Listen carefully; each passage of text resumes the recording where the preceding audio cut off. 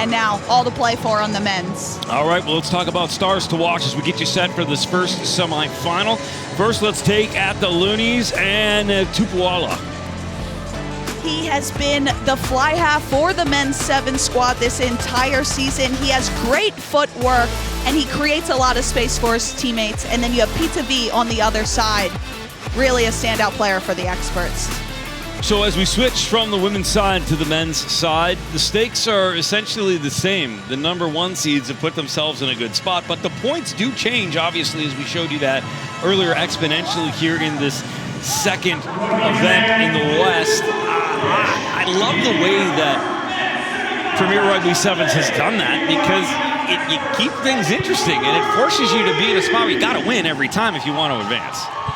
Well, only having 2 matches per tournament already heightens that importance, and each game really matters and puts you through to get the most amount of points. But for me, the experts were the most well-rounded. They were the fully complete squad on the men's side in Minnesota. So I'm looking forward to see how they improve on that performance. And then on the other side, you have the Loonies. They have stars across the pitch, but can they come together and make it happen? As we see that lineup for the experts, we talked about Pita V. I certainly love all of that, but is there anything else that stands out for you between these two? It's hard to overlook Madison Hughes in the middle of the pitch. He's that creator. He uses his feet, but his rugby IQ is so high. He's played this sport a long time at the highest level, and he'll be involved in a lot. And we spoke about Corey Jones being an aerialist and a powerful presence for the experts as well. All right, we are underway. It is the men's semifinal. First one, and that first kick will go into touch. So error seen straight away from the Loonies, giving possession right to the experts. So it's that free kick in the middle of the pitch. They can run a training move. They can elect for the scrum, condense the forwards in. But Madison Hughes, ball in hand, looking to run a set piece play. Love the performance of Madison Hughes. I've been watching him for quite some time, and certainly a standout for this team. Keep an eye on him. We will definitely keep you updated on number 10.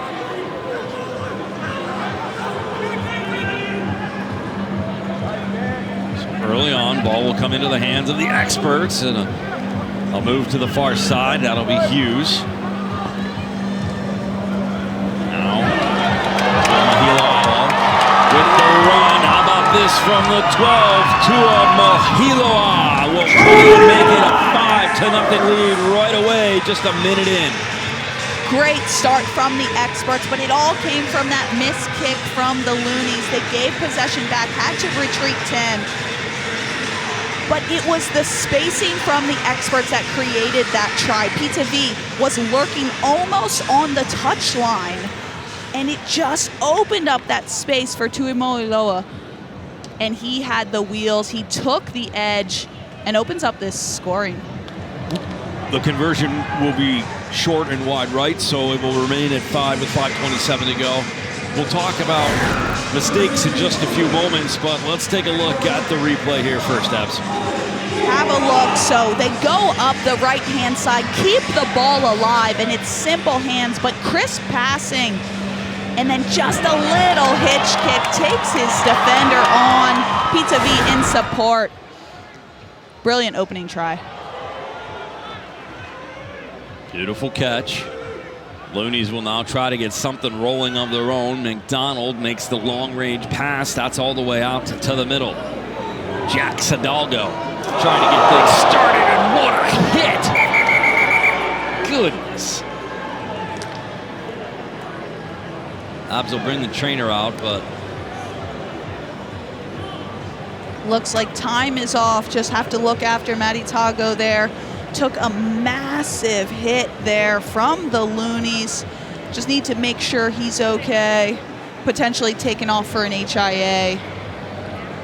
That was Mattie Tago who went down. He'll be attended to. Time is off for the moment. 4:45 is on that clock. The experts with a 5-0 lead, and we have seen the physicality. I mean, obviously, listen, rugby is an incredibly physical, hard-hitting sport.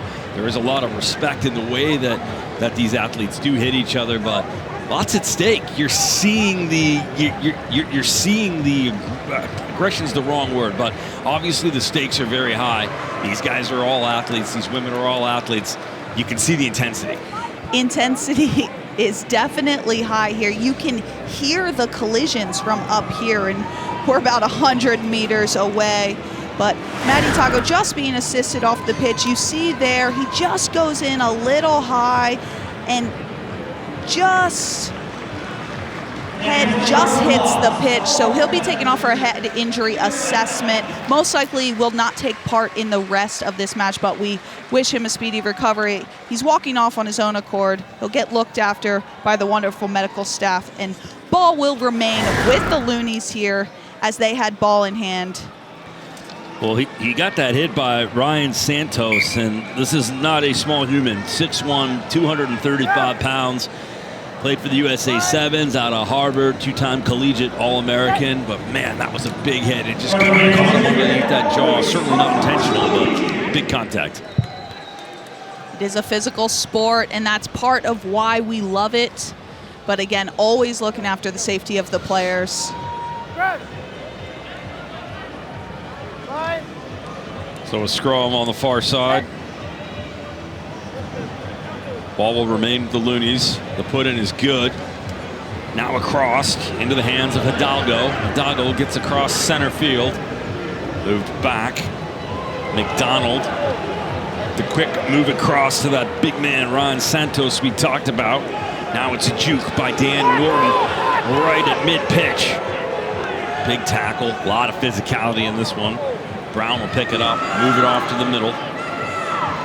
Loonies with a lot of possession. Good ball movement, lots of speed. Hidalgo taken down just over the center pitch line. And it's the Loonies who have had possession for the better part of this, except for the experts' early score. Loonies trying to get this thing back to even. Dan Norton.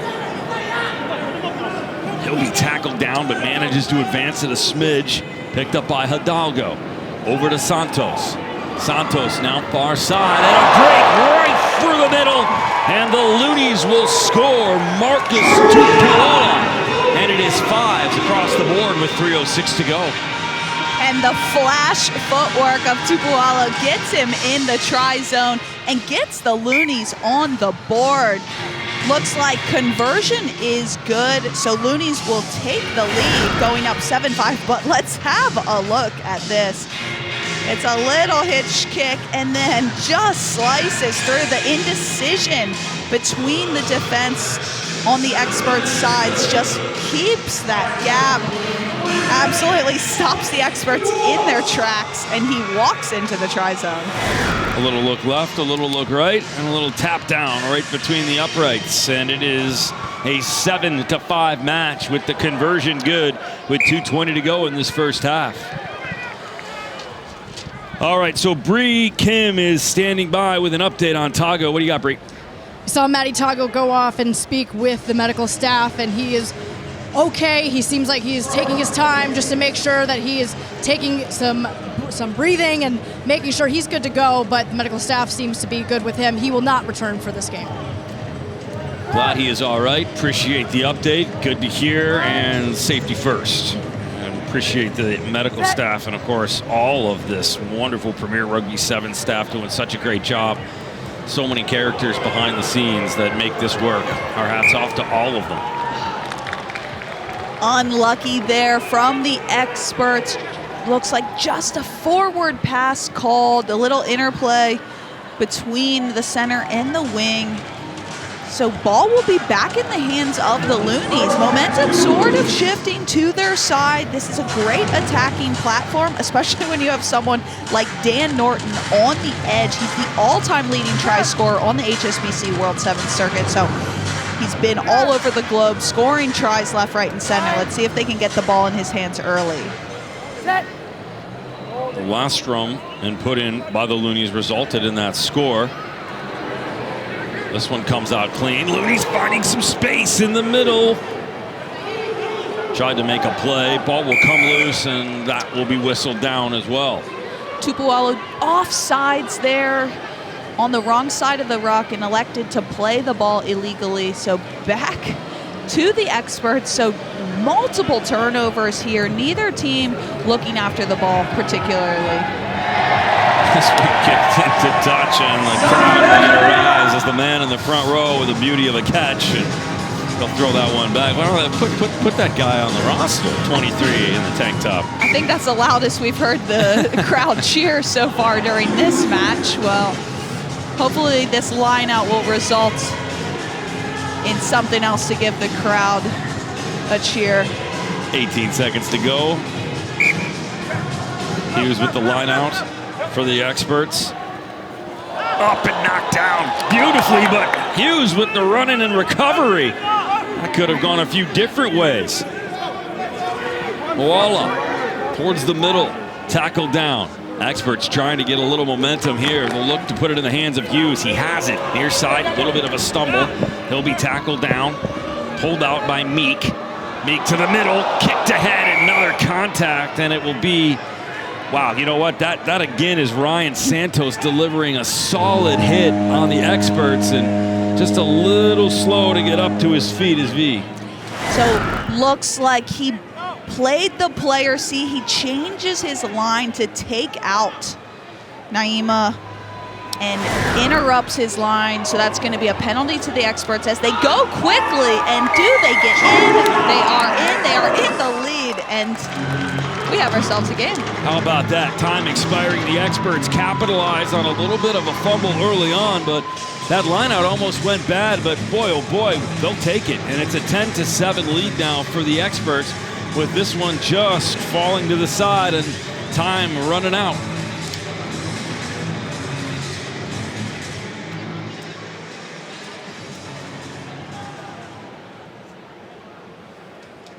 The Premier Rugby Sevens is brought to you by Good Sport. Good Sport is the official sports drink of Premier Rugby Sevens. Grab the good. Look at that little rugby fan just hanging out with Dad, having a good time on a beautiful day in San Jose, California at PayPal Park.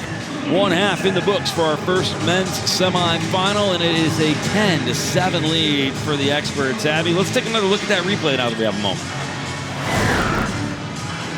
So Corey Jones, ball in two hands, and then just passes it off to Meek. He gets tackled, but he's not held, so he's back to his feet immediately, and he has the strength to get over the line and get 5 points to his name. And again, that try all started from Naima Fuala'au, and he kicked the ball through, but then Ryan Santos just changing his line, playing the player, so that gifted the ball back to the experts. Loonies had to retreat, and they were only 10 meters out from the try zone. And the experts have that 10-7 lead. A lot of rugby left to play, but a win will advance them to the championship. And right now, the difference maker has been Meek. Hughes was great on that lineout, especially on the recovery. But by the way, keep in mind, Meek is actually a chess expert too. So there's some thinking going on there. Not just a big physical tough guy out there for the experts. He's seeing the field in a different way. Well, hopefully they're doing some thinking out on the pitch as well. And maybe that's partially why they're in the lead. All right, Bree Kim standing by. Update us on the experts there. Yeah, got a chance to listen in on the team huddle, and the coaches were saying they're not being aggressive enough in the red zone. So when they're on defense in their own 5, they are not flying up at the speed that their coaching staff wants them to. That was the main message at half, so we'll see what they do in this next half. All right, good stuff, Bree. Some adjustments being made down low. And we are underway for our final 7 and our first semifinal for the men. Glad to have you along in this one. Nick Gismondi, Abby Gustitis, and Bree Kim down pitch side from PayPal Park in San Jose, California on a hot one. Loonies with some pace now, playing with some desperation. Norton moving it back towards the middle. Here's some room. Right up the center, trying to find a little bit of space, but will be taken down. Ball will come loose and held on to, and Hidalgo, who's been just so quick, and it's a turnover, so the experts coming back the other direction. They would love to seal this away, and could with another try. Hughes, far side, puts it into the hands of Corey Jones. Move to the far side. Experts looking for a little bit of space, a little slippage, but the tackle happening just in front of us here. Ball not loose. It will come out. Will remain for the Experts. A little bit of confusion there. Now they figure it out. Moala picks it up from the tackle. Drop down now to the hands of the missile. Over to Hughes. Hughes with some time and space. Beautiful pass over to Fuala'au, and he will come across, and does he get it? And a little knock on there. They will call a knock on. I thought he had it. We'll take another look at it when we can, but that was super close. It was a great break up the middle. Some footwork created some space from Madison Hughes. A lovely inside ball. And then coming across, oh, he just loses the ball in the tackle. And that was Niutupuivaha. And just great cover defense. I love the relentlessness there. A lot of effort, a lot of push. We saw that happen in the final women's semifinals. So many close calls, and that was... The ball will have come out very oddly there. The Loonies will recover. Now they are up the far side. Here's the run. Look at the time and space, but just taken down. Ball will be thrown back. Pass is good. Loonies still maintain. Quick hustle up the middle, and now the tackle just this side of center. Loonies looking to play quickly. They know they're still down just 3 points, but offsides from the Experts, not retreating the 10. So Loonies go quickly. Now he doesn't touch the ball, so it's play on, but Experts have recovered, and Madison Hughes is away with ball in 2 hands. Back and forth into the hands of Jones. Jones taken down. Hughes recovers. Thrown to the middle. Odendaal. Some fatigue starting to show here. You see how close everyone is to one another. Ball's not going to hand. The skills are going down a little bit as this match comes to a close. Heat's a factor. Fatigue's a factor. This has been a very physical match. Hughes throws it across, and Fuala'au is knocked down. It's recovered by the Loonies on some heavy hitting, and a big run by Ryan Santos, who has been instrumental for this team in both physicality and now points. Will find his way to the middle, take some time, drop a knee, and will wait till the last possible second to eat some clock, and a smart play by him to try to eke it out as much as he could, but it all starts from this hit just upfield. Madison Hughes coming across. He really should have kept it. He set up his USA teammate, his Experts teammate, to get absolutely rocked, but great read on defense. And then Ryan Santos, like you said, he's made his presence known being a ball carrier, but here he is from his own 22, just coasting down the entire pitch. No one in sight. There were bodies all over the pitch. Fatigue, a heavy factor here as the last 3 minutes tick away. All right, Santos will catch his breath now. The man who has put his team up. The difference is 4 with 2:49 to go, and that clock is running. Looney's having some discussion. Looks like time is off. Maybe they made a substitute. There's definitely some confusion on the side of the pitch as Lockie McDonald just came off, but time will go back on. Looney's kicking off, just 4 points the difference here. I think they're asking some questions because the clock never stopped, so they're potentially going to add. Picked up here, now moved back. Oh, look at this. Experts will recover. Big run on the far side, and the Experts right back in this with a hustle by Williams. And with under 2 to go, it's the Experts who have eked back into the lead. What a response there from the Experts. What's a quick answer? And with 1:40 to go, it's a 1-point difference waiting on the conversion. Just when it seemed like Loonies had all the momentum, they just scored, they just took the lead, but this is end-to-end action. This is sevens. That will miss to the wide, so the difference is 1. Lots of time left in this with 1:20 to go. Have a look. Loonies actually recovered their own kickoff, but then it gets a little messy, and Williams heads up play awareness, and look at the pace. There was no one catching him, no one in sight from the Loonies as he dots it down. 1 minute left on the clock. There will be a little bit of extra time. Loonies recover. Big hit at center. Now it'll be dropped down. Loonies trying to recover, but right in the mix is Corey Jones. No surprise.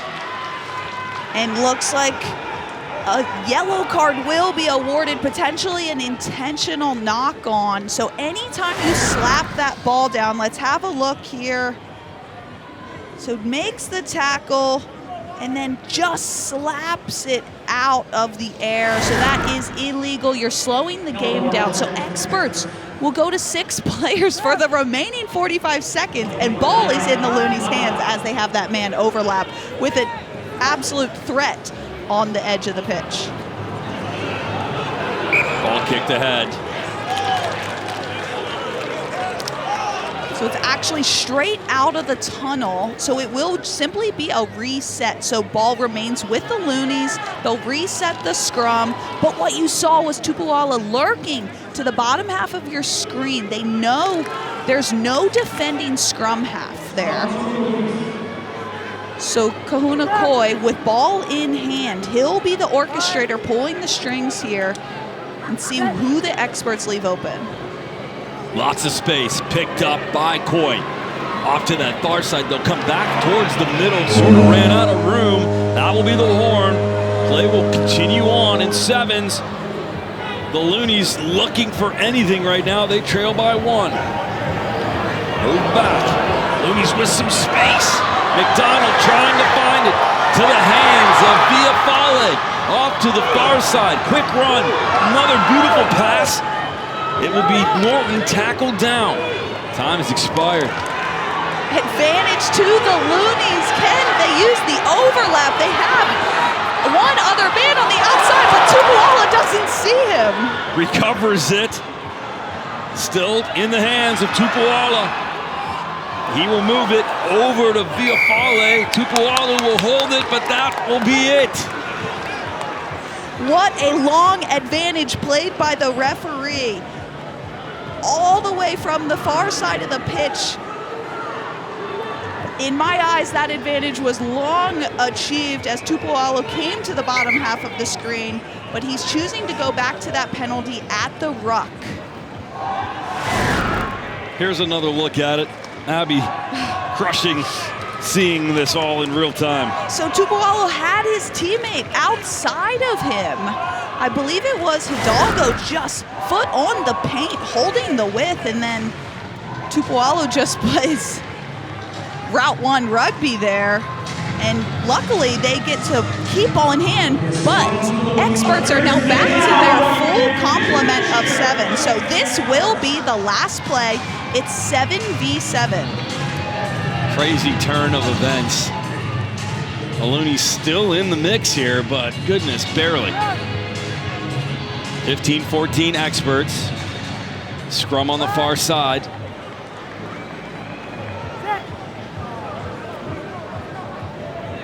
Last chance for the Loonies. To the hands of Norton. Norton with some speed. Take it down. Experts doing their best, hoping it's over, saying it is, saying they have possession. That is another tough call from the referee. So experts retreating 10, 7-up defense. Loonies take it down on this near side. That was Coy. Ball will move ahead. It will be kicked into touch. And that is madness. And that is the experts clinching their spot in DC, clinching their spot in the final later today. but back and forth rugby, exhausting to watch. I'm glad I'm up here, that's for sure. So many extra things happening in this one, and the Loonies with every opportunity to make it happen, but a 15-14 victory for the experts sends them to DC. So we see very similar things, and we kind of assumed that this is how it was going to play off with just how good these two teams have been, both on the men's and the women's side. The number one seeds came in with a lot of heat and a lot of power, and they were able to pull it off. Backing up their performances from Minnesota can be so challenging, especially in this sport where we have seen anything can happen. But well done to the experts. And let's just have a look here. This is the experts' first try. Like we spoke about earlier, it was that width created from the experts that separated the Loonies' defense, and they were able to exploit that gap.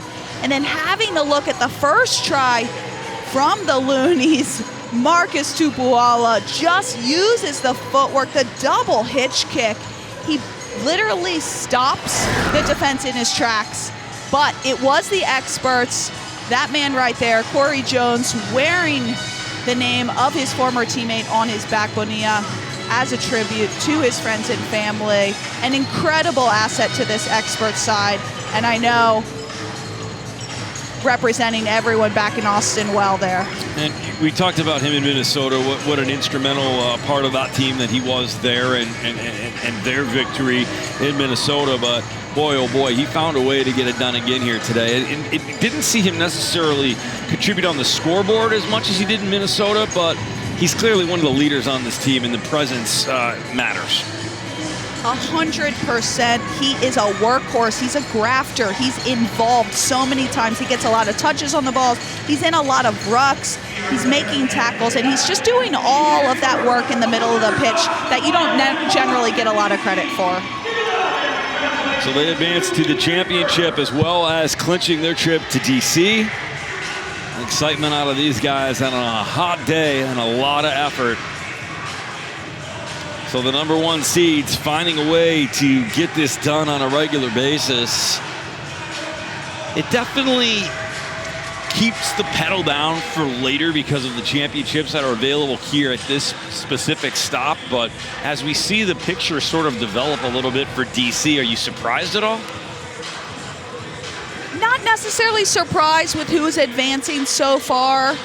I think it's just creating an even more exciting atmosphere for that championship weekend. This is still just the Western Conference, so we have the Eastern Conference next weekend in Pittsburgh, where we'll get those other two men's and women's teams to see who will face off for that ultimate championship. All right, well, Bree Kim is standing by with Mr. Jones. I'm with Corey Jones here. Corey, what a crazy game, but just tell me right now what you thought your team did well in that game. We stuck to a pattern. We stuck to a pattern, stuck to our system, especially on defense.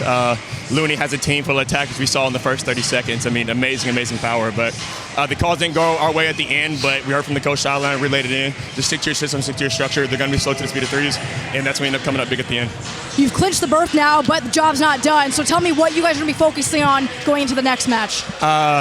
Executing on our set piece plays. We missed the line out. We missed a kickoff. We don't lose those if you look at past history. We got the players that do it, and we'll come back stronger whoever we play in the final. Congrats, Corey. Good luck.